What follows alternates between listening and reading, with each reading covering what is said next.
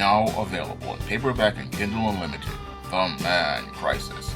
Learn why so many men are struggling to find their way in an increasingly gynocentric world in The Man Crisis. Get your copy of The Man Crisis in paperback and Kindle Unlimited today.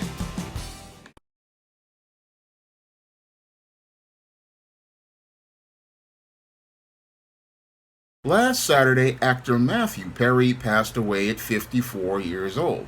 Now, reports state that Matthew Perry's assistant left to do some errands for the actor, and when the assistant came back, they found the actor lying unresponsive inside of his hot tub. And after 911 was called, efforts were made to try to revive Mr. Perry. Unfortunately, he wound up passing away at 54 years old. Now, Matthew Perry will always be remembered for his signature role as Chandler Bing on Friends, and the actor had a lot of major accomplishments throughout his career, including winning a Screen Actors Guild Award for Outstanding Performance in an ensemble comedy series for his role as Chandler, and also has gone on to receive Primetime Emmy nominations for performances in shows like The West Wing and The Ron Clark Story, and has also gone on to get roles in numerous movies for Hollywood, such as Fools Rush In, Almost Heroes, Three to Tango, The Whole Nine Yards, Serving Sarah, The Whole Nine Yards, and 17 Again. And I will always remember Matthew Perry when he first got started doing roles on TV shows in the 80s like Silver Spoons and Growing Pains and Charles in Charge, and also going on to be a part of one of Fox's earliest series, which was Second Chance, and the spin-off of it called Boys Will Be Boys. And he also did some other shows like ABC's Home Free and the show Sydney in the early 90s, and also made a guest appearance on 90210. So Matthew Perry was a major part of most Gen Xers' history from the 80s and the 90s, and he was somebody who many of us will miss because we used to watch him regularly. And as I think about Matthew Perry's passing, I have to wonder if Matthew Perry was actually a boy on the road to becoming a man in crisis. And when I look at Matthew Perry's background, he definitely does sound like a boy who was growing up to become a man in crisis, because when I look at his background, a boy who was born in Williamstown, Massachusetts, to a mother, Suzanne Marie Morrison, who was a Canadian journalist, who was the press secretary to Prime Minister Justin Trudeau's father, Pierre Trudeau, and a father, John Perry, who was an actor and a former model. The foundation for him being a boy on the road to becoming a man in crisis was clear when his parents separated when he was 1 year old, and his mother married Canadian broadcast journalist Keith Morrison. Now, after Matthew Perry's mother decided to marry Keith Morrison, she decided to start having children with Keith Morrison, and that's where I believe where Matthew Perry wound up on the road to becoming a boy who became a man in crisis, because once his mother went out here and left his father and got married to another man, that's where her focus changed, and she wasn't really interested in meeting the emotional needs of her first son, and she wasn't looking to meet those emotional needs because she was submitted to the authority of another man. And because she was submitted to the authority of another man, she was looking to go out here and meet his emotional needs first, and looking to follow his lead first, not really interested in taking care of the son of another man, a man who she wound up leaving. So she didn't want any ties to that man or his son. And I believe that emotional neglect is the foundation for why Matthew Perry wound up becoming deeply troubled as he got older. Because usually in homes where the mother winds up marrying another man, the children of the previous marriage oftentimes experience either physical or emotional abuse. And I believe what happened in the case of Matthew Perry is that the emotional neglect laid the foundation for a lot of the insecurities that created the foundation for the issues that led to his issues with addiction later on in his life. Now, Matthew Perry, as he was growing older inside of this blended family where he saw his siblings getting more love and their emotional needs met first, this is where I believe it laid the foundation for him to start misbehaving in an effort to get attention.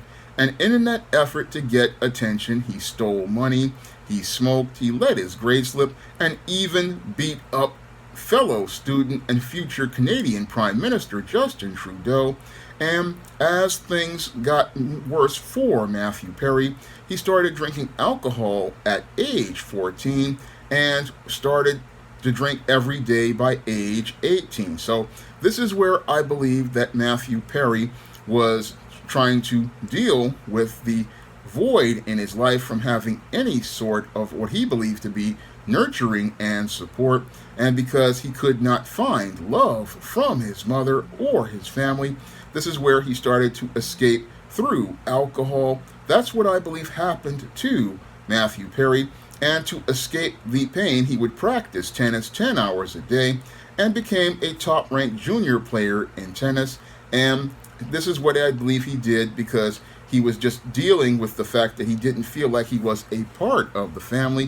He was looking to find things to do to deal with the feelings of emptiness and emotional neglect from being in a home where he was not the actual son of this man and not actually a true part of the family. So what I believe this is what he did was, again, started participating in antisocial behavior, but then tried to focus on something he had a passion for, which was tennis. And as he turned 15, he moved from Ottawa to Los Angeles to be with his father. And it was there at 15 years old, he was there with his father, but he still was feeling, again, all of those hurts from that broken family. And as he was there studying tennis, he also studied acting at the Buckley School. And as he was there, he also took improv comedy. And a lot of times when people get into comedy, it's to mask a lot of the pain that they have as related to their personal lives. And I believe that was why Matthew Perry was so passionate about comedy, because he had a lot of pain to deal with from his family breaking up and from his mother having other children by other men, and seeing a man who was not his father getting doted on, seeing children that were not his fellow biological siblings getting better, more nurturing and attention. So that's why he wanted to go out here and go into acting so he could find a career to escape in, and he also could do comedy and get and express his pain through laughter. Now, as Matthew Perry went on, he was into his career. He started out doing roles in a small part in 1979 as in 240 Robert, and then also began when his father moved him to Los Angeles, and he would start going out here and auditioning for numerous roles. And when in the 80s, he did do a lot of different shows, like Not Necessarily the News, Charles in Charge, Silver Spoons, and went on to, in 87 and 88, to do the show Second Chance and Boys Will Be Boys, which was one of my first run-in with Matthew Perry, and also starred in the movie A Night in the Life of Jimmy Reardon, and did that 3-episode arc as in Growing Pains that I remember watching in 1989 on First Run. And I also remember him from his appearances on Sydney and Beverly Hills 90210 and the short show Home Free, before he got his breakout role in Friends. Now, Matthew Perry's signature role as Chandler Bing on Friends basically put him on the map and made him a major star, and led to him getting a lot of acclaim for his comedy performances. And also he went on to do other roles in film, like Fools Rush In and Almost Heroes, 3 to Tango, The Whole 9 Yards, Serving Sarah, and The Whole 10 Yards, and then went on to continue with his work after that with the Ron Clark Story, where he got a Golden Globe and Emmy nomination. However, in spite of all of this great success in acting Matthew Perry was dealing with a lot of issues as related to drugs and alcohol because he had been addicted to drugs and alcohol and oftentimes performed while even on drugs and alcohol in some cases. And he was dealing with these addictions throughout his life, and it was these addictions that basically were the thing that wound up messing up a man's life and turned him on the road to becoming a man in crisis. Because Matthew Perry had an addiction to Vicodin after he had a jet ski accident in '97 and went to do rehab and wound up losing so much weight. As a result, he dropped to 128 pounds and took 55 Vicodin pills a day. And at age 30, he had pancreatitis and erectile dysfunction from drug use, and was still dealing with a lot of issues from Vicodin. He was taking methadone, amphetamines, and alcohol, and he was again having serious addiction issues. But he says it didn't mess up his roles on Friends with where he was being able to work, but he says he couldn't remember those years.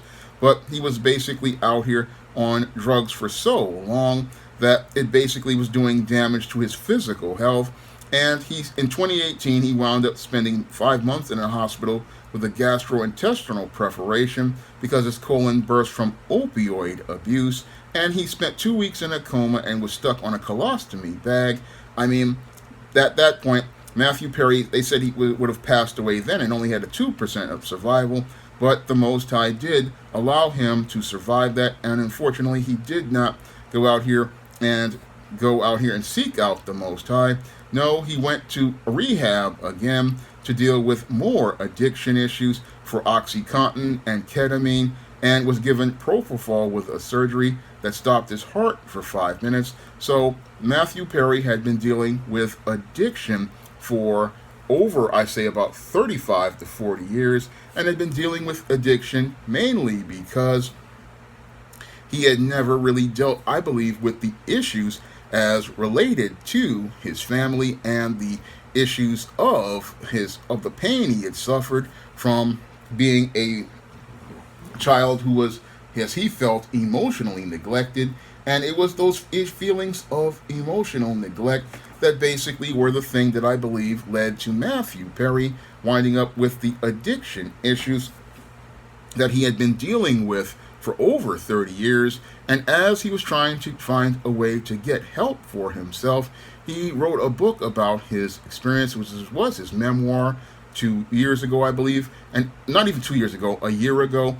And as he wrote this memoir, he was talking about how he was dealing with addiction ever since he was a boy, and those addictions basically led to him being on the road to a man in crisis, a man whose crisis basically reached a climax when his assistant left, and he decided to get in his hot tub of his home in Pacific Palisades, California.